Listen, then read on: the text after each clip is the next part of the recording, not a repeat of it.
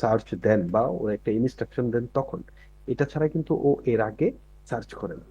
এরকম function গুলিরে build করার জন্য অনেকগুলি ওয়ে আছে যেগুলি ইউজ করে মানে সেম কোড রান করানো যায়। কিন্তু কিছু কিছু ডেভেলপার আছে যারা নতুন, ওরা কি করে, ডেঞ্জারাস যেই ফাংশনগুলি আছে ওই ফাংশনগুলি অ্যাড করে ইজি কাজ করার জন্য, যেগুলি ডেঞ্জারাস বা ইজি টু ওয়ার্ক, কাজ করার জন্য ইজি, ওইগুলি অ্যাড করে ফেলে। এই যে স্পেশাল ডেঞ্জারাস এই ট্যাগগুলি, আপনার ইনপুট যদি কোনোভাবে এই ডেঞ্জারাস ট্যাগের মধ্যে যাইয়া ইনজেক্ট হয়, তখন ওইটারে ডম বলা হয়, মানে ডম এক্সেস বলা হয়। মানে আপনি যে পেলোডটা দিতেছেন এই পেলোডটা ওই ডেঞ্জারাস যে ফাংশনটা আছে ওই ফাংশনটাতে ইনজেক্ট হয়। এটা ছাড়া আর কোনো ধরনের কোনো তফাৎ নেই। তো আমরা তিনটা ধরন শিখলাম কি, স্টোর, রিফ্লেক্টেড আর ডম বেস। আর এগুলিতে সাপোর্টেড কি শিখছিলাম আমরা? আমরা তিনটা ইনকোডেড সিস্টেম শিখছিলাম। যে ইনকোডেড সিস্টেমগুলির মধ্যে একটা হইলো হেক্সাডেসিমাল, অক্টাল, আর একটা হইলো ইউএনআই কোড। এই ইউএনআই কোডের দুইটা ধরন আছে, দুইটা ফরম্যাট আছে। দুইটা ফরম্যাট কি কারণে ইউজ করা হয়েছে?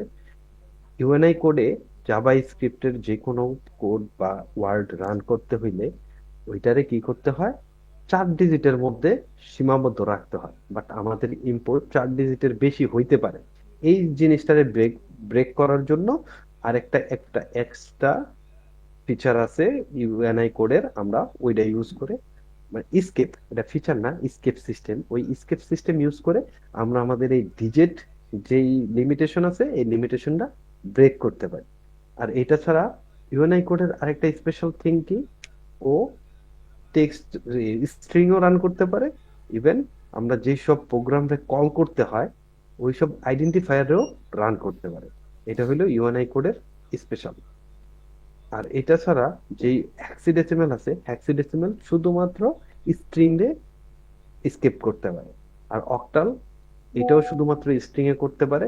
বাট অক্টাল আর হেক্সাডেসিমালের মধ্যে তফাৎ হইলো, হেক্সাডেসিমাল আপনার সিঙ্গেল কোড, ডাবল কোড আর ব্যাক থেকে তিনোটাই রান করতে পারে। কিন্তু ওই অক্টাল আপনার সিঙ্গেল কোড আর ডাবল কোডে শুধু রান করতে পারে। এর মধ্যে অক্টালের ভিতরে আরেকটু লিমিটেশন হইলো কি, ও 0 থেকে 7 পর্যন্ত টোটাল 8 ওয়ার্ড, এই সরি 8 নাম্বার, এই নাম্বারের বাইরে যদি আপনি কোনো ইনপুট ওরে দেন ও এটারে বোঝে না। যার কারণে আপনি যেই ইনপুট দেন ও সেম আউটপুট দিয়ে দেয়। এটা ইরর দিতে পারতো, বাট ইরর দেয় না, সামহাও এটারে হ্যান্ডেল করে ও সেম ইনপুটটাই আউটপুট হিসাবে রিফ্লেক্ট করে। আর এটাই তো ছিল আমাদের লাস্ট কনসেপ্ট, তাই না? এই যেই রিপিট করলাম কথাগুলি, এই কথাগুলির মধ্যে কারো কি কোনো কনফিউশন আছে, বোঝেন নাই, বা এখনো আর একটু ক্লিয়ার করার দরকার? ওই যে ভাই, ওই যে জাভা স্ক্রিপ্টের সেকেন্ড অ্যাট্রিবিউটের আগে যেটা দেখাইছিলেন, মানে ওই যে সেমিকোলন আর সিঙ্গেল কোট দিয়ে, ওইটা ভাই আরেকবার বোঝালে ভালো হয়। ওইগুলি তো আমরা করতে করতে দেখবো, ওইটা সমস্যা নেই। কিন্তু জাস্ট আমি এমনি আপনারে বললাম যে সিচুয়েশন এরকম হইতে পারে, বাট আমরা যখন জাভা স্ক্রিপ্ট ব্রেক করবো আমাদের ওইসব সিচুয়েশন অবশ্যই হ্যান্ডেল করতে হইব, ওইসব সিচুয়েশন তখন আমরা ক্লিয়ার করে নেব ইনশাল্লাহ। ওইটা ছাড়া এখন যা বললাম এগুলির মধ্যে কোনো কনফিউশন আছে? না না। সবাই ক্লিয়ার? হ্যাঁ ভাই, সমস্যা নেই। ঠিক আছে। আপনাদের বলছিলাম যে হয়তো বা একটু এক্সট্রা ফেসিলিটি পাওয়ার জন্য রবিন ভাইয়ের সাথে বসতে, কেউ তো বসেন না, বসছিলেন? না ভাই, বসা হয়। শুনেন ভাই, একটা রবিন কথা ভাইয়ের তো বলছি। পরীক্ষা ভাই। ও এক্সাম চলতেছে রবিন ভাই, আচ্ছা ঠিক আছে হ্যাঁ। তাহলে।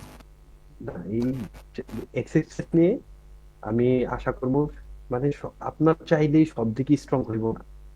যার যে দিকে স্ট্রং তার থেকে ওই দিকটার যদি আপনারা হেল্প নেন, খুবই ভালোভাবে আগাইতে পারবেন ইনশাল্লাহ, সবাই ভালো করে আগাইতে পারবেন।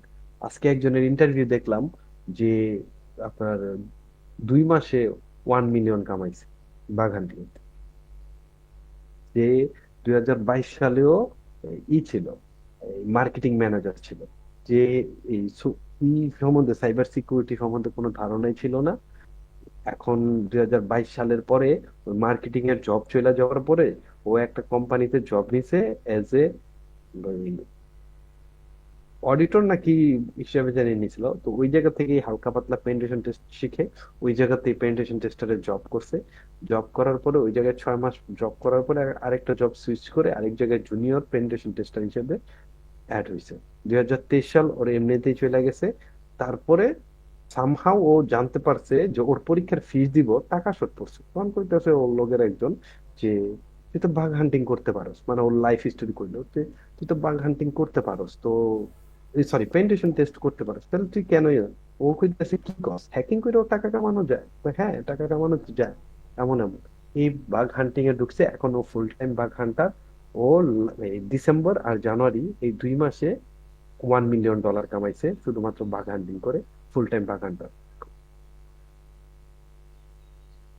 ঠিক আছে, তো চলেন আমরা শুরু করি। কারো কোনো কোশ্চেন নাই? হ্যাঁ, শুরু করলাম।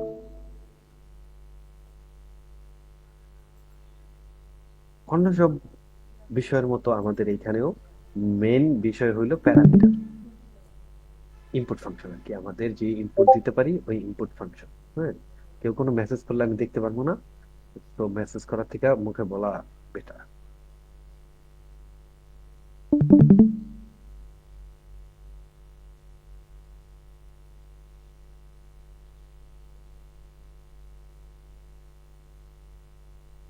এই হলো আমাদের ফাংশন।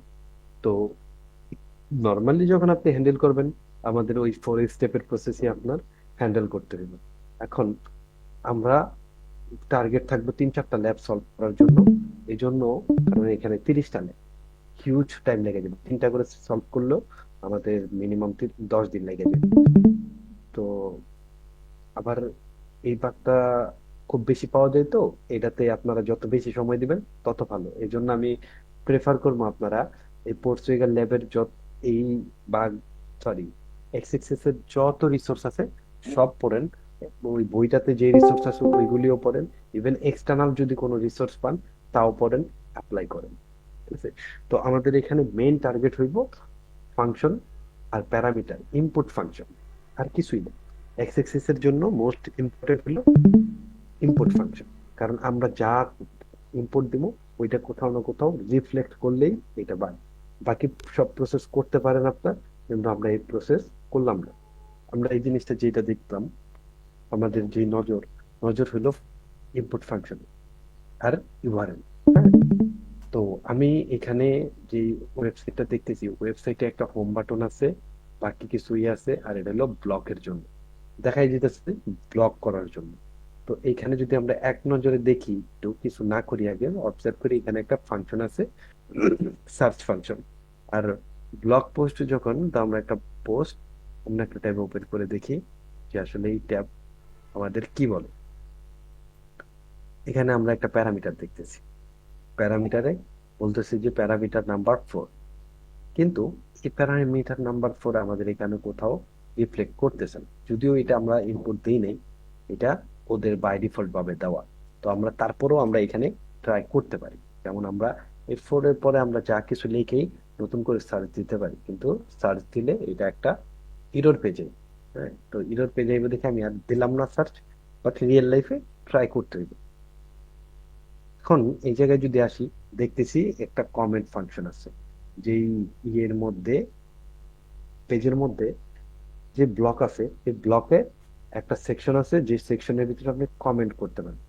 এখন কমেন্ট করতে গেলে এখানে আমরা একটু দেখি যে আসলে কি কি কমেন্ট ফিল্ড আছে আর কি কি কমেন্ট রিফ্লেক্ট করতেছে। আমরা কমেন্ট এখন না করি, আমরা আগে একটু ফিল্ড গুলি দেখি।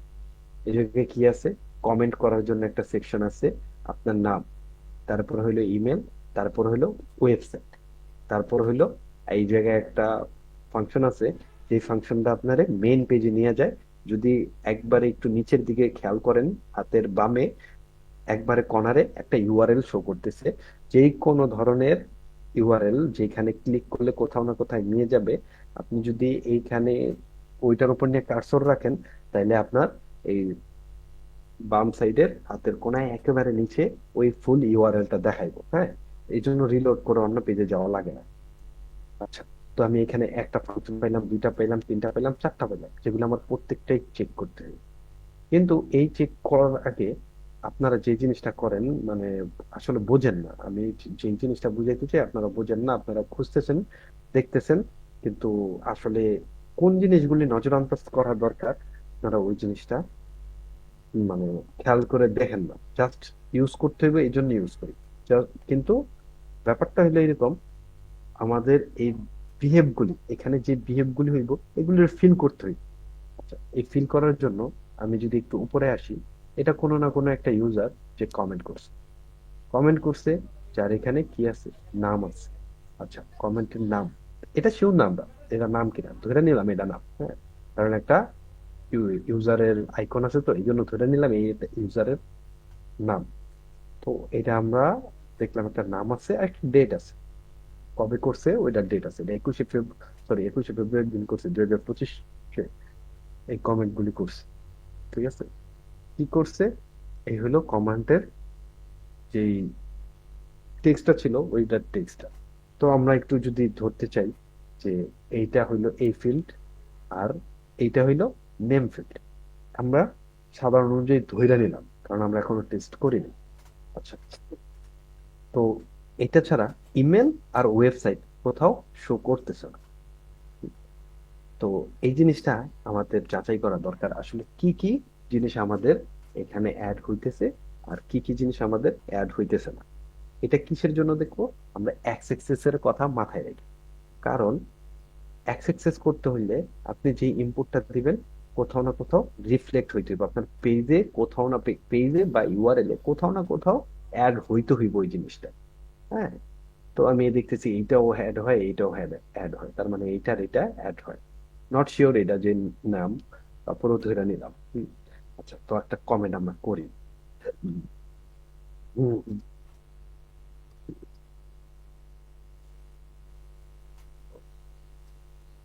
টেস্ট নাম দিলাম, আমি আমার নামই দিলাম, আমার নামে ইমেল, ইমেল দিলাম, এইটা হলো ওয়েবসাইট। ওয়েবসাইট কি দেবো, ওয়েবসাইট কি দেওয়া যায়, http স্ল্যাশেস www.youtube.com। আচ্ছা, আমরা এটা দিলাম। এখন আমরা নর্মালি এই ফ্লোডারে পোস্ট করে দাও যে আসলে এই পোস্টে কি হয়। ও বলতেছে যে thank you for your comment has been submitted, যে আমার কমেন্ট সাবমিট হয়ে গেছে, বাট আমারে একটু নতুন একটা পেজে আনছে। এই জায়গায় ভিতরে যদি আমি দেখি কোনো কিছু চেঞ্জ হয়েছে কিনা আমি খেয়াল করি নাই, আমি আগে দেখি নাই আর কি, উচিত ছিল আমার দেখা, কিন্তু আমি একটা অন্য পেজে আসছি। তো আমি ব্যাক টু ব্লকে যদি যাই, এখন যদি আমি নিচে আসি তাহলে দেখি আমার এখানে, হ্যাঁ, নাম শো করতেছে আর আমি যে কমেন্ট ফিল্ডে কমেন্ট দিছি এই দুইটা জিনিস শো করতেছে। তাহলে আমার টার্গেটেড বিষয় কোনটা, নাম আর হইলো কমেন্ট। বাকি ইমেল আর ওয়েবসাইট হয়েছে কিনা আমি শিওর না, কিন্তু আমি যদি একটু অবজার্ভ করতে যাই তাহলে দেখেন এই নামগুলির কালার আর আমার এই নামগুলির কালার সেম না। তো আমি যদি এই জায়গায় নামের উপর হভার করি তাহলে আবার একটু যদি কষ্ট করে আমরা বামের দিকে তাকাই তাহলে দেখবো যে www.youtube.com এখানে রিফ্লেক্ট করতেছে। তার মানে আমার নামের সাথে আমার ওয়েবসাইট কানেক্টেড, ইভেন সামহাও এইটাতে ও ওই যে কি বলে হাইপার লিঙ্ক করে দিছে। আচ্ছা, তো আমাদের জন্য ইন্টারেস্টিং বিষয় হয়ে গেল তিনটা, বাট কাঙ্ক্ষিত ভাবে যদি আপনি সরাসরি নজরে দেখেন, হ্যাঁ, তাহলে আমাদের কাছে আছে দুইটা, বাট একটু গড় নজরে দেখলে হয়ে যায় তিনটা। এই জন্য আমরা এই জিনিসটারে আমরা এখানে ইনস্পেক্ট করি। হ্যাঁ, ইনস্পেক্ট করি, ইনস্পেক্ট করে দেখি যে আসলে কি হইতেছে এই জায়গায় ব্যাপারটা। এই জায়গায় দেখেন, দেখা যায় না, আমি একটু জুম করবো কোনটা। না ভাই দেখা দিল। আচ্ছা, দেখা যদি যায় তাহলে দেখেন আমি যেই ইনপুটটা দিছি এই ইনপুটটা আমার নাম এখানে শো করতেছে, মানে আমার ইউজার নেম এখানে শো করতেছে, বাট এটা অ্যাঙ্করের মধ্যে শেষ করতেছে। যারা এইচটিএমএল আমরা শিখছি, এইচটিএমএল এর এখানে হলো অ্যাঙ্কর ট্যাগ হলো একটা ট্যাগ যেটা আপনার কানেক্ট করতে পারে এক ওয়েবসাইট থেকে আরেক ওয়েবসাইটে মুভ করার জন্য, কানেকশন করার জন্য আপনার এই অ্যাঙ্কর টেকটা ইউজ করে, যার মাধ্যমে আপনি একটা লিঙ্ক সেট করতে পারেন। আপনি চাইলে কাউরে যদি কোনো জায়গায় ভিজিট করাইতে নিতে চান, ওই লিঙ্কটা আপনি এখানে এই একটা টেক্সটের মাধ্যমে, এই যে ছোট্ট একটা টেক্সট যে দিবেন, এইটার উপরে ভিত্তি করে একটা লিঙ্ক করতে পারবেন ব্যাকএন্ড। যার কারণে এইটা ক্লিক করলে আপনি আপনার কাঙ্ক্ষিত পেজে চলে যাবেন যেখানে রিসোর্সটা আছে। তো আমাদের নেমও রিফ্লেক্ট করতেছে, আমাদের কি আছে এখানে আপনার এই, এটা কি ওয়েবসাইট, ওয়েবসাইটও রিফ্লেক্ট করতেছে। ঠিক আছে, তো আমরা তিনটা জিনিস শিওর হইলাম যে কি কি রিফ্লেক্ট করতেছে। আমরা যেই ইম্পোর্টটা দিছি অ্যাজ এ কমেন্ট হিসাবে, কমেন্টটাও এখানে রিফ্লেক্ট করতেছে। আমরা যে ইউজার নেম দিছি এটাও রিফ্লেক্ট করতেছে। ইভেন তার চেয়েও মোস্ট ইম্পর্টেন্ট, আমাদের এখানে আমাদের যেই ইনপুটটা দিছি ওই ওয়েবসাইট হিসাবে, ওইটাও ইনপুট রিফ্লেক্ট করতেছে।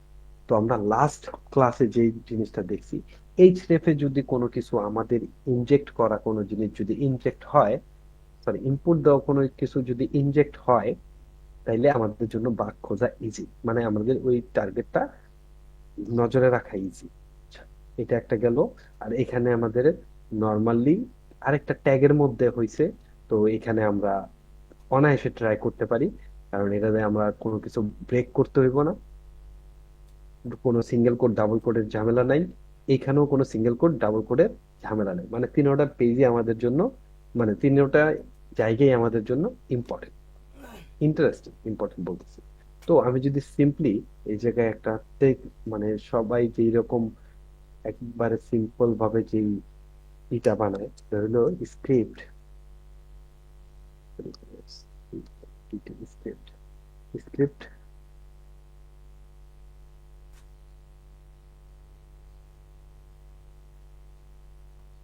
বাগ হান্টিং ট্রাই করছে, বাট এই যে এই সিনটেক্সটা কেউ জানে না এমন কেউ নেই। আর এই সিনটেক্সটা কিন্তু আসলে কিছুই না। এই সিনটেক্সটা হলো ইউজ করা হয় কখন জানেন? আপনি জাভা স্ক্রিপ্টের জন্য আলাদা একটা ফাইল বানাইতে চাইতেছেন না, আপনি চাইতেছেন আপনার এইচটিএমএল যে ফাইল আছে ওই ফাইলের ভিতরে জাভা স্ক্রিপ্ট কোড রান করানোর জন্য। তার মানে আপনি আপনার এইচটিএমএল এর বলতেছেন যে এই যে অংশটা, আমি এই অংশটা নির্ধারণ করলাম, এখানে যত কোড লিখবো এটা হইলো জাভা স্ক্রিপ্ট কোড। এখন এই ফাংশনটা আমরা লিখি কি কারণে? আমাদের এখানে যদি দেখি, আমাদের এখানে যদি আমরা আবার একটু ইন্সপেক্ট করি, হ্যাঁ, সেকশন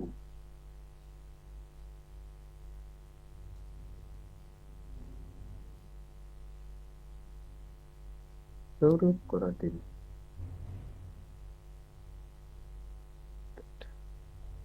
এটা যদি আমরা ইন্সপেক্ট করি, আমরা দেখবো যে এই জায়গায় কোনো ধরনের কোনো জাভা স্ক্রিপ্ট নেই, এগুলি নর্মাল এইচটিএমএল টেক্সট। তো এইচটিএমএল কোড, তো এইচটিএমএল কোডের ভিতরে যদি আপনি কোনো কোড লেখেন জাভা স্ক্রিপ্টের, তো ও জীবনও বুঝবো না, কারণ ও দিন শেষে রোবট। ওরে আগে বুঝাইতে হবে যে না, আমি জাভা স্ক্রিপ্ট রান করতেছি। তো জাভা স্ক্রিপ্ট রান করার জন্য ওরে যে ইনস্ট্রাকশন দিছে যে এই যে স্ক্রিপ্ট ট্যাগ এইটার ভিতরে জাভা স্ক্রিপ্ট রান। এখন জাভা স্ক্রিপ্টের একটা ফাংশন হইলো অ্যালার্ট, ALERT, অ্যালার্ট। আসলে এই অ্যালার্ট কিন্তু একটা ফুল ফাংশন না। ফুল ফাংশন হইলো উইন্ডোজ, উইন্ডোজ বানাম কেমনে, Windows dot window dot alert. এইটা হলো জাভা স্ক্রিপ্টের একটা পুরো মেইন ফাংশন। এই ফাংশনের একটা আর্গুমেন্ট দিতে হয়, আর্গুমেন্ট বলতে আরেকটা ইনপুট দিতে হয়, যে আসলে আপনি এইটারে কি ইনপুট দিতে চাইতেছেন। তো ইনপুটটা হইলো এইরকম, যে আপনি এটার ভিতরে একটা টেক্সট অ্যাড করতে চাইতেছেন। টেক্সটটা কি, আপনি কি যে কোনো একটা টেক্সট দিতে পারেন, বাট এই ল্যাবগুলি মেবি শুধুমাত্র নাম্বারের উপরে করে দিছে, যে শুধু নাম্বার রিফ্লেক্ট করব আর কিছু না, অন্য কোনো কিছু রিফ্লেক্ট করব না, এমন হয়তো বা সেট করে দিছে। এখন এই উইন্ডোজ ডট অ্যালার্ট লিখলেও আপনার সেম কমান্ড কাজ করব, কিন্তু সবাই সোজাসুজি, এটা হইলো পুরা ফুল ডোম, পুরো ফুল একটা ওয়েবের যে পুরো পেজ হইলো উইন্ডো। এখন এটার একটা গ্লোবাল ট্যাগ দিছে, এটা হলো গ্লোবাল ফাংশন। এই গ্লোবাল ফাংশন ধরে কল করলেও এটা কাজ করে। এই জন্য আমরা কি করি, এই যে এই জিনিসটারে শুধুমাত্র একটা কমান্ড হিসাবে রান করাইতে পারি, Control V। এখন এই জায়গায় দিলে দেখেন, এতক্ষণ যে নিচে ছিল এতক্ষণ ও জানতো না যে আসলে এটা কি হিসাবে কাজ করতেছে। এখন ও জানে এটা জাভা স্ক্রিপ্ট হিসাবে কাজ করতেছে, ওর রঙে পাল্টাই গেছে। হ্যাঁ, আমরা যদি এটার কপি করি, কপি কপি করে যাবো আমরা আমাদের ওই পেজে। এখন আমরা একটা একটা করে ট্রাই করবো যে আসলে আমাদের কোন পেজে আমাদের এই জিনিসটা রিফ্লেক্ট হইতেছে, মানে কাজ করতেছে জাভা স্ক্রিপ্টে। আমি প্রথমটাতে আমার যে সেকশন, আমি প্রথমে এটারই টার্গেট করলাম, বাকিগুলির আমি আস্তে আস্তে দেখবো। তো আমি এখানে আমি আবার নর্মাল নামই দিলাম, ওয়ান দিয়ে দিলাম, ইমেল দিয়ে দিলাম, আর ওয়েবসাইট যেটা দিছিলাম ওইটাই দিয়ে দিলাম, দিলাম পোস্ট। পোস্ট দেওয়ার পরে হুম আমার ব্যাক টু ইয়ে যাই, ব্যাক টু ইয়ে যাওয়ার পরে যদি আমি এখানে দেখি, এখন দেখেন এই জায়গায় আমি যেই এই ইনপুট দিছি, আমার সেম ইনপুটে কোনো ধরনের কোনো কিছুতে কোনো ধরনের ফিল্টারেশন করে নাই। এটা স্পেশাল ক্যারেক্টার ছিল, তারপরে অ্যালার্ট তো রেস্ট্রিকশনে থাকে, স্ক্রিপ্টও রেস্ট্রিকশনে থাকে কারণ এরা খুবই পপুলার। ফার্স্ট ব্রেকেট রেস্ট্রিকশনে থাকে, স্ল্যাশ রেস্ট্রিকশনে থাকে। তো এই স্পেশাল ক্যারেক্টার গুলি থাকা সত্ত্বেও ও এইগুলিরে কোনো ধরনের কোনো ফিল্টার ইউজ করে নাই বা কোনো ধরনের ইনকোড করে নাই। তো ইনকোড করে নাই, বাট আমি যেই জিনিসটা ওরে ইনপুট হিসাবে দিছি, ওর এখানে দেওয়ার কথা আমার টেক্সট, বাট আমি একটা কোড দিছি জাভা স্ক্রিপ্ট কোড, কিন্তু ওই কোডটারে ও এত সুন্দর করে হ্যান্ডেল করছে। ও ওই কোডটারে কি করছে, জাভা স্ক্রিপ্টের রান না করায়া ও রান করাইছে কিসে, নর্মাল টেক্সটে। তার মানে এখানে আমাদের জাভা স্ক্রিপ্ট খোঁজার কোনো অপশন নেই। তো এর পরের অপশন হলো আমরা এটাতে দেখব যে আসলে কই ইনজেক্টটা হয়েছে। এখানে দেখেন পি ট্যাগের ভিতরেই আমাদের ট্যাগটা রান করছে। আমরা যে ইনপুটটা দিছি এই ইনপুটটা পি ট্যাগের ভিতরেই রান করছে। বাট তারপরেও জাভা স্ক্রিপ্ট যদি আপনি পড়েন, আপনি ওই কি কয় এইচটিএমএল কোড যদি করেন, এইচটিএমএল একটা ইয়ের মধ্যে কি কয় এই ট্যাগের মধ্যে আরেকটা ট্যাগ অ্যাড করে কাজ করানো যায়। পি আর হলো স্ক্রিপ্ট ট্যাগ, এই স্ক্রিপ্ট ট্যাগও এইচটিএমএল এর একটা ট্যাগ, পি ট্যাগও এইচটিএমএল এর একটা ট্যাগ। বাট সামহাও ও আমাদের যে ইনপুটটা দিছি এই ইনপুটটারে ও মানে সিরিয়ালাইজ করে বলেন বা সেন্ট্রালাইজ করে ও যেই ইনপুট দিছি ওই সেম ইনপুটটারই ব্যাক করছে। তার মানে আমাদের এই ফিল্ড 100% সিকিউর আছে। হুম, আচ্ছা, 100% সিকিউর আছে, তো আমাদের এখন টার্গেট এটা করে লাভ নেই, কারণ এটাতে আমরা পাবো না। তো পরেরটা আবার দেখি, this is only for test one. আচ্ছা, এইবার আমি যদি আমার নেম ফিল্ডে দিই তাইলে কি হয়, পেস্ট করি, ইমেলের জায়গায় এটা দিই, ওয়েবসাইটে এটা দিলাম। এখন যদি আমি পোস্ট করি তাহলে কি হয় দেখি। এখন আমি যদি আমার কমেন্টে যাই, এখন দেখেন এই জায়গায়ও সেম অবস্থা করছে, মানে সামহাও ও ফিল্টার করে দিচ্ছে। কোড কিন্তু এটা, কিন্তু ওইটারে রান করে নেই, ওইটারে টেক্সট হিসাবে নিছে। এখানেও দেখেন সেম কাজ করছে, নর্মাল টেক্সট হিসাবে নিছে। আচ্ছা, তো নর্মাল টেক্সট হিসাবে নিয়েছে যখন, আমরা এটারও আপাতত ছাড় দিই। তো ছাড় দিয়ে কি করলাম, পরের অপশনে চলে যাই। আমাদের পরের অপশন কই, আমাদের পরের অপশন হলো ওয়েবসাইট। আবার আমরা উম,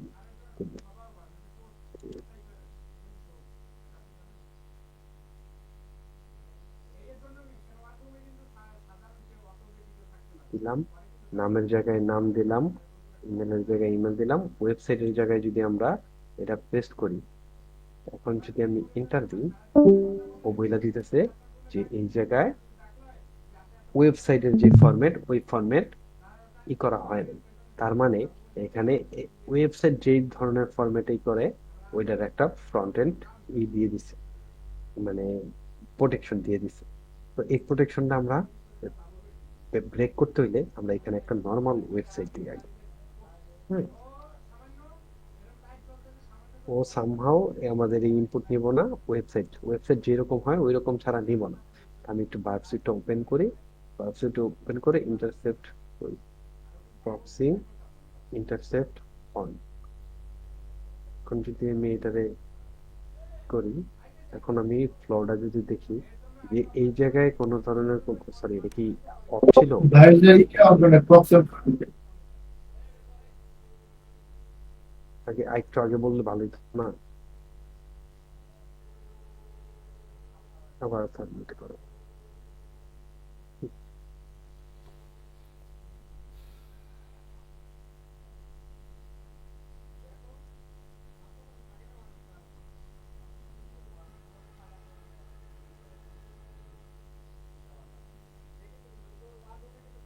ইন্টারসেপ্ট অন করলাম। আচ্ছা, ইন্টারসেপ্ট অন করার কারণ হলো আমি দেখতে চাইতেছি যে আসলে ওরা কি ধরনের ফিল্টার ইউজ করছে। ওরা কি ক্লায়েন্ট সাইড ফিল্টার ইউজ করছে, নাকি server side filter open protection use করছে, সার্ভার সাইড প্রোটেকশন ইউজ করছে।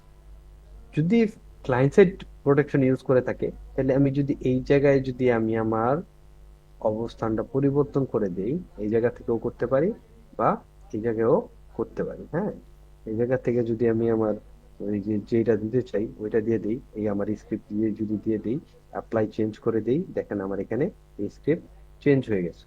আর এই স্ক্রিপ্টটা অটোমেটিক কি করছে, এটা তো ইউআরএল, ইউআরএল এ যাবে, এই জন্য ইউআরএল ইট কোড হয়ে গেছে। এখন যদি আমি এটারে ফরওয়ার্ড করি, হ্যাঁ, ফরওয়ার্ড করার পরে যদি ইন্টারসেপ্ট, এটা ফরওয়ার্ড করে ইন্টারসেপ্ট অফ করে দিই, এখন যদি আমি এখানে যাই, দেখেন ইনভ্যালিড ওয়েবসাইট। তার মানে এটারে সার্ভার সাইডেও প্রোটেকশন দেওয়া হয়েছে। এটা সার্ভারের দিক থেকেও প্রোটেক্টেড।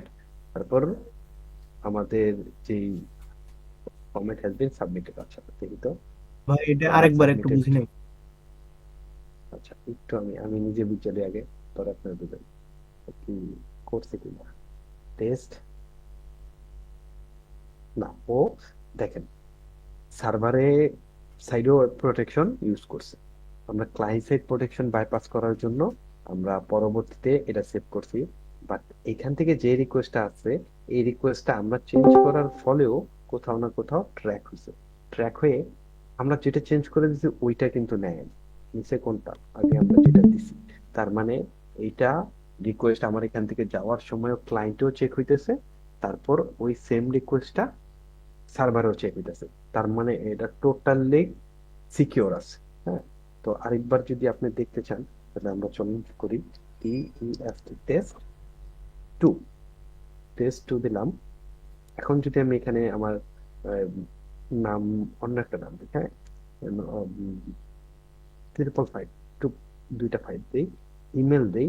আর এখানে যদি আমি আমার ওই যে পেলোড, পেলোডটা যদি ইউজ করতে চাই, তাহলে এখানে আমার দেখেন, এখানে আমার ও ইনপুট দিতে চাইতেছে না। তার মানে আমি বুঝতে পারলাম যে এই যে আমার ইনপুট দিতে দিতেছে না, ও সামহাও বুঝতেছে এই জায়গায় যে যেই ধরনের ফরম্যাট দেওয়া দরকার আমি ওই ধরনের ফরম্যাট দিই নি। আর এইটারে বলা হয় client side protection. Client side protection যখন দিছে, তো আমরা তো ক্লায়েন্ট সাইড প্রোটেকশন বাইপাস করতে পারি, কারণ আমরা এই রিকোয়েস্টটা ব্রাউজার থেকে যখন বের হয়ে চলে যাইব, তখন আর ক্লায়েন্টের মধ্যে থাকে না, তখন সবকিছু থাকে সার্ভারের হাতে। তো এইটারে যদি আমরা এখানে ডিলিট করে দিই, আমরা এখানে দিলাম যে তুমি নর্মাল তুমি যেভাবে সাজানো আছো তুমি ওইভাবেই সাজো, বাট আমি এই জায়গায় ইন্টারসেপ্টটা অন করে দিলাম। ইন্টারসেপ্ট অন করে দিয়ে আমি এই সেম রিকোয়েস্টটা করি, সেম রিকোয়েস্টটা আমি করে নিলাম, পোস্ট করলাম। এখন আমার এই হলো কমেন্টের এটা। আচ্ছা আগেরটা আমি পাঠাই, তারপরে ফরওয়ার্ড করলাম। তারপরে এখানে যদি আসি আমার কমেন্টের এইটা, তো এখন তো আমার আর ইয়ের আন্ডারে নাই, কি বলে এটা, এই নাই। ক্লায়েন্টের আন্ডারে নেই। এখন আমার এটা সার্ভারের আন্ডারে চলে গেছে, কারণ আমার ব্রাউজার থেকে এটা রিকোয়েস্ট বের হয়ে চলে গেছে। হ্যাঁ, কিন্তু আমি যদি এখানে যাই, এটা কিন্তু লোড নিব না, কারণ আমি এখান থেকে যতক্ষণ পর্যন্ত না ছাড়বো, এটা বাইরে কোথাও এক জায়গায় আটকে আছে। তো আপনি যদি এখানে দেখেন, এখানে সুন্দর করে দেওয়া আছে বডি প্যারামিটার আছে কয়টা, বডি প্যারামিটার আছে 6টা। আপনি এখানে যদি যান, এই যে সিএসআরএফ নেম ইমেল, আমরা এই ওয়েবসাইটে এইটারে এডিট করবো। হ্যাঁ, এটা যদি ডাবল ক্লিক করি, ডাবল ক্লিক করে আমরা যদি এখানে যা আছে কন্ট্রোল এ দিয়ে সিলেক্ট করে ডিলিট করে দিই, ডিলিট করে দিয়ে যদি আমরা নতুন করে আমরা আমাদের পেলোড দিয়ে দিই, তাহলে যদি আমরা অ্যাড করে দিই, হ্যাঁ, দেখেন আমাদের এখানে অ্যাড হয়ে গেছে। এখানেও সিলেক্ট করে অ্যাড করতে পারেন, ওইখানেও সিলেক্ট করে অ্যাড করতে পারেন, কোনো চেঞ্জ নেই, সেম জিনিস কাজ করবো। এখন আমি যদি এইটারে পাঠাই, হ্যাঁ, তো এইটারে সবকটা রিকোয়েস্ট অনেক জমা হয়ে গেছে, আমি যদি সবকটা রিকোয়েস্ট পাঠাই দিই, ইন্টারসেপ্ট অফ করে দিই, এখানে যদি যাই বলতেছে ইনভ্যালিড ওয়েবসাইট। তার মানে আমরা ওয়েবসাইটের যে পাথ ছিল ওই পাথে তো আমরা হেরফের করছি, কিন্তু ও বুঝে গেছে যে না, তুমি যেটা দিছো এটা ওয়েবসাইট কোনোভাবেই হইতে পারে না, ওয়েবসাইটের ফরম্যাট এরকম না। ও বুঝে গেছে। তার মানে এটা কই যেয়ে বুঝতে পারছে, চেকটা হয়েছে কোথায়, ক্লায়েন্টে তো না, তার মানে সার্ভারে, সার্ভার প্রোটেকশনও দেওয়া আছে। তো আমাদের এইখানেও দেখলাম আমরা এক্স এক্সেস ট্রাই করতে পারলাম না। আচ্ছা, তো আমরা যে জিনিসটা শিখলাম এই কয়েকটা জিনিসে, যে শুধুমাত্র রিফ্লেক্ট করলেই আমরা এক্স এক্সেস ট্রাই করতে পারি, বাট এক্সপ্লয়েট করতে পারি না। আমাদের এই জন্য ওই যে কথাটা যেটা বলছিলাম, যে রিফ্লেক্ট করবে, ইভেন সিচুয়েশনের সাথে মিলবে, কোন জায়গায় রিফ্লেক্ট করতেছে এই জিনিসটা ম্যাটার করে। তো আমরা এখানে পাইলাম। তো এখানে যতগুলি ইনপুট ফাংশন আছে আমরা প্রত্যেকটারে কয়েকবার ট্রাই করলাম। এটা একটা রিপিটিভ প্রসেস, হ্যাঁ, একবার, দুইবার, তিনবার, চারবার, পাঁচবার, ছয়বার, ছয়বার ট্রাই করছি আমরা। তারপরও আমরা দেখলাম যে যতগুলি অপশন আমাদের কাছে ম্যালোসিয়াস মনে হয়েছে, প্রত্যেকটা অপশনই ওরা কোনো সামহাও সিকিউরিটি দিয়ে দিছে। কারণ আমরা যে প্রসেস, ওই প্রসেসে আমরা অ্যাপ্লাই করে ফেলছি, কোনো কাজ হয়নি। কোনো কাজ যখন হয় নাই, তা এখন কি করা? এখন আমাদের উচিত এই ফাংশনটা এক্স এক্সিস এর জন্য ছেড়ে দেওয়া, যে এটা এক্স এক্সিস এর জন্য না, এক্স এক্সিস এর সব ধরনের প্রোটেকশন ও দিয়ে রাখছে। সরি, আমি একটু পানি খাই। চার্জ কিন্তু ভালোই যায় মোটামুটি, এইটুক ব্যাটারি যে হিসেবে চলে খারাপ না। এটা হচ্ছে চার্জিং তো পিস। এইখানে আমরা দেখলাম যে কোন সিচুয়েশন গুলি আমাদের সামনে আসলেও আমরা কামিয়াব হইতে পারবো না। তো এই পেজটা আপাতত এক্স এক্সিস এর বাকের জন্য আমরা ছেড়ে দিলাম, যে এটা এক্স এক্সিস আর নাই। এখন আমাদের কাজ হলো পেজের মধ্যে আর কি ফাংশন আছে ওই ফাংশন গুলি খুঁজে বের করা। হুম, উম, শোনেন, আমি বলি, আমি ক্লিয়ার করি আপনাদের। হুম, হুম, হুম, হুম, হুম। আপনি বাইপাস করবেন কার, বলেন তো? আপনি বাইপাস কি? আমি বলি, আচ্ছা, আমি বলি আপনারে, আপনি বাইপাস করেন কি আগে এই জিনিসটা দেখতে হবে। আপনার এই ট্যাগ কি অন্য কোনো ট্যাগের ভিতরে পড়ে গেছে, কোনো অ্যাট্রিবিউটের মধ্যে পড়ছে? হুম, এটা যদি, হ্যাঁ, আচ্ছা, প্যারাগ্রাফের মধ্যে যদি পড়ে, যা আপনার এইচটিএমএল, আপনি তো করছেন এইচটিএমএল, এক ট্যাগের ভিতরে আরেক ট্যাগ লেখা যায় না? তো এক ট্যাগের ভিতরে যদি আরেকটা ট্যাগ অ্যাড করা যায়, তাইলে এটা তো ভ্যালিড, তাই না? তো এই ভ্যালিডটা আপনি কিভাবে বাইপাস করবেন? এটা নিশ্চিত অন্য কোনো সিকিউরিটি মেকানিজম অ্যাড করছে, হয়তো বা সার্ভার সাইডে বা ক্লায়েন্ট সাইডে অন্য কোনো প্রোটেকশন ইউজ করবে, যেটাতে এমন ভাবে কোড করা হয়েছে যে আপনি যেই টেক্সট গুলি এই জায়গায় ইম্পোর্ট দিবেন না কেন, ওইগুলি অ্যাজ এ টেক্সট হিসাবে নিবে। বুঝতে পারছেন? আপনি বাইপাস করেন ওই সব প্রোটেকশন, যে সব জিনিস আপনার এটা যদি কোনো ডাবল কোটেশনের মধ্যে পড়তো, কোনো একটা ট্র্যাগের অ্যাট্রিবিউটের মধ্যে পড়তো, তাহলে আপনি বাইপাস করতে পারতেন। এখন তো আপনি, হ্যাঁ, এখানে আপনি যদি প্রত্যেকটা জিনিস খেয়াল করেন, দেখতেন আমরা বাইপাস করা শিখছি, মানে আমরা প্রথম যে ক্লাসগুলিতে দেখছি, বাইপাস করছি কিসে থেকে বাইপাস করছি, আসলে ও কোনো না কোনো কিছুর ভিতরে ছিল। এখানে তো ফ্রি আছে। ও যদি এই যে এই ওয়েবসাইটের ভিতরে থাকতো, এই ডাবল কোটেশন এটার ভিতরে থাকতো, তাইলে আমরা এটা থেকে ওরে বের করার জন্য বাইপাস সিস্টেম অ্যাড করতাম। ও তো ইন্ডিভিজুয়াল ভাবে ফ্রি আছে, ইন্ডিপেন্ডেন্ট না ও। এই জায়গায় ট্যাগ শুরু হয়েছে, এই জায়গায় ট্যাগ শেষ হয়ে গেছে, এর মাঝখানে আবার নতুন একটা ট্যাগ, এটা অ্যালাউ। এক ট্যাগের ভিতরে আরেকটা ট্যাগ অ্যালাউ, এইচটিএমএল এর ভিতরে অ্যালাউ না। তো আপনি এইটারে কি এই না এই জায়গায় কপি করে এনে দিলে কি হইব?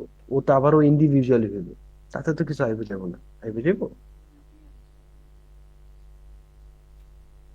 বুঝতে পারছেন? ঠিক আছে, আমরা ব্রেক করব যখন একটা কোডের ভিতরে, মানে একটা ট্যাগের ভিতরে আরেকটা ট্যাগ পড়ে গেল। এটা তো ট্যাগের মিডল পয়েন্টে পড়ছে, যেটা ওইখানে ইনপুট দেওয়া যায়। এটা আমরা জানি এক ট্যাগের ভিতরে আরেকটা কাজ করে। কিন্তু এই ট্যাগের অ্যাট্রিবিউটের মধ্যে যদি পড়ে যেত, এই যে ট্যাগের, মনে করেন একটা ট্যাগের শুরু তো, একটা ট্যাগ তো দুই রকম, মানে জাভা স্ক্রিপ্টের সবচেয়ে কমন ট্যাগ হইলো, ট্যাগ শুরু হইব যেটা দিয়া, মনে করেন একদম ট্যাগেরটাই বলি, যেটা দিয়ে শুরু হইব সেম ওইটা দিয়ে শেষ হইব। হ্যাঁ, শুধুমাত্র তফাৎ থাকবো কি, এই জায়গায় একটা স্ল্যাশ থাকবো, এই এতটুকুই। এটা হয় স্টার্টিং, এটা হইলো আপনার এন্ড। এই ট্যাগ এর মাঝখানে যদি ইন্ডিভিজুয়াল আপনি কোনো ট্যাগ ইউজ করেন, ওটা 100% লিগ্যাল, লিগ্যাল ওয়েতে কাজ করবে। এখন আপনি তো বাইপাস করবেন তখন যখন এই একটা ট্যাগের একটা অ্যাট্রিবিউট আছে, এইচ রেফ, হ্যাঁ, এই এইচ রেফ অ্যাট্রিবিউট আছে। আপনি কি করবেন, এই যে আপনার ইনপুটটা, এটা তো ইন্ডিপেন্ডেন্ট কাজ করে, এটা যদি আপনি কপি করে এই জায়গায় আমি দিই, তাহলে এটা পড়ে গেল এটার ভিতরে। হুম, এটার ভিতরে পড়ে গেল, তো এটার ভিতরে যখন পড়ে গেল, আমার এটা কোনোভাবেই কাজ করবো না, কারণ এইচরেফ এর ভিতরে তো অ্যাট্রিবিউট, এই জায়গায় কোড কাজ করবো না, ডাবল কোটেশনের ভিতরে কোড কাজ করে না, অ্যাজ এ স্ট্রিং হিসাবে কাজ করে। এখন আমার মাথায় আসবো যে আমি আসলে এই দুইটারে কিভাবে বাইপাস করতে পারি, কারণ এই দুটারে যদি সামহাও আমি সামনে আনতে পারি, তখন আমার এটা আবার ইন্ডিপেন্ডেন্ট হয়ে গেল। কন্ট্রোল এক্স, এখানে যদি আমি এটারে সামনে আনতে পারি, তাহলে আবার আমার এটা ইন্ডিপেন্ডেন্ট হয়ে গেল। তো এটা তো এমনিতেই ইন্ডিপেন্ডেন্ট আছে, তাহলে আমি এখানে বাইপাসটা করবো কি বলেন? আপনি এই কোডটা দেখেন, আর এই যে এই কোডটা একটু দেখেন। হ্যাঁ, এটা আমি কপি করতে পারবো, এটা HTML, যদি আমি এটাকে কপি করি,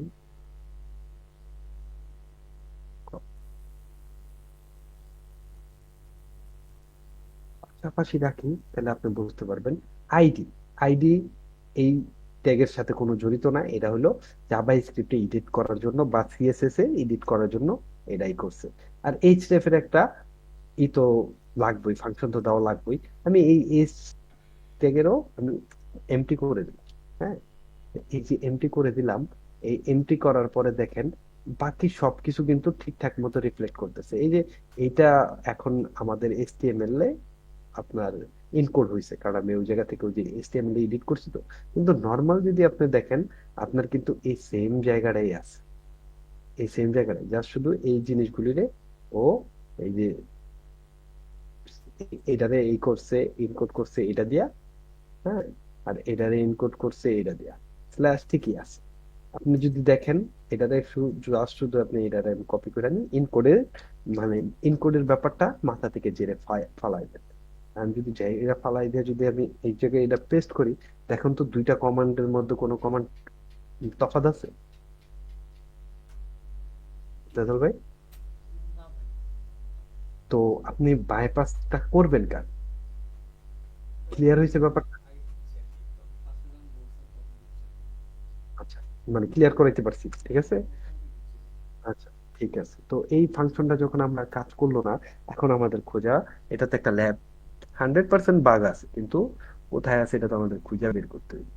এখন এটা যখন বের করতে হইব, আমাদের আর কিছু ইনপুট ফাংশন খুঁজে বের করতে হবে। তো আমরা ট্যাগের ভিতর দেখলাম যে, সরি কম, এটা কি বলে, ব্লগের ভিতরে দেখলাম যে কমেন্ট ফাংশন গুলি আছে, চারটা ইনপুট ফাংশন আছে, চারটাই মানে কাজ করে না এক্স এর জন্য, আমাদের ব্যাড লাক। তা এখন আমাদের আরো ইনপুট ফাংশন খুঁজে বের, তো আমরা এই পেজটারে ডিলিট করে কাইটা দিলাম। এখন আসি পরের পেজে, মেইন পেজ আছে। মেইন পেজে আমাদের একটা ইনপুট ফাংশন আছে এক্স।